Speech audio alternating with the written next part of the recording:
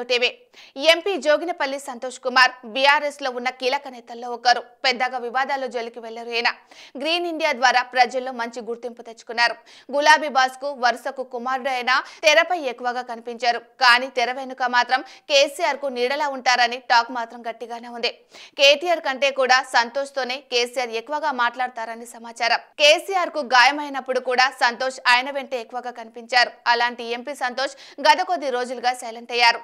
Party కార్యక్రమాల్లో కూడా అంటిముట్టనట్లుగా వ్యవహరిస్తున్నారు. కేసీఆర్ ఫామ్ హౌస్ కు కూడా దూరంగా ఉంటున్నారని పార్టీ వర్గాల సమాచారం.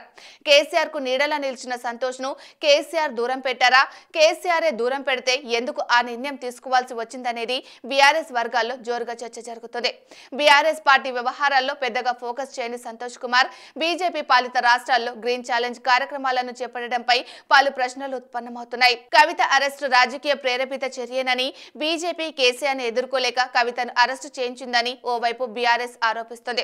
మరోవైపు ఢిల్లీలో లిక్కర్ పాలసీ వ్యవహారాలను కేసీఆర్ కు చేరవేయకుండా కవిత అరెస్టుకు సంతోష్ కారణమయ్యారని ఆరోపణలు ఉన్నాయి. పైగా కవిత అరెస్టు సమయంలో బెయిల్పై విడుదలైన సమయంలో మినహాయించి సంతోష్ ప్రత్యేకంగా కవితను పరామర్శించేందుకు జైలుకు వెళ్లింది లేదు. పైగా బీఆర్ఎస్ నేతలు బీజేపీని, కాంగ్రెస్ ని ధీటుగా ఎదుర్కోవాలని దూకుడు పెంచుతుంటే అస్సాం, ఒడిశాలో మొక్కలు నాటే కార్యక్రమంపై సంతోష్ కుమార్ ఫోకస్ పెట్టడం చర్చనీయాంశమవుతుంది.